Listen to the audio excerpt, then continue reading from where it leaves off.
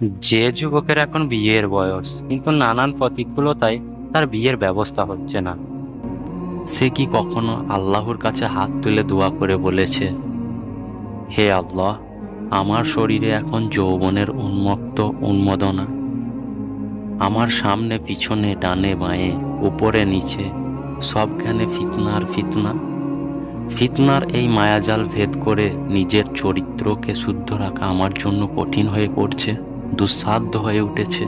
ইয়া রব, যদি আমার ভালো কোনো চাকরি না হয়, যদি আমার আর্থিক অবস্থার কোনো পরিবর্তন না হয়, তাহলে তো বিয়ে করাটা আমার জন্য এক প্রকার অসম্ভব হয়ে পড়বে।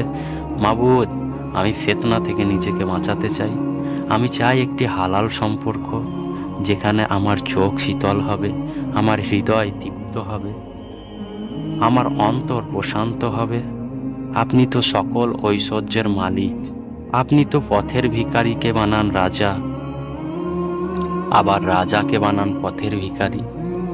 আপনার অঢেল অফ্রান্ত ঐশ্বর্য থেকে আমার জন্য কিছু রিজিক নির্ধারণ করুন, আমার জন্য বিয়েটিকে সহজ করে দিন।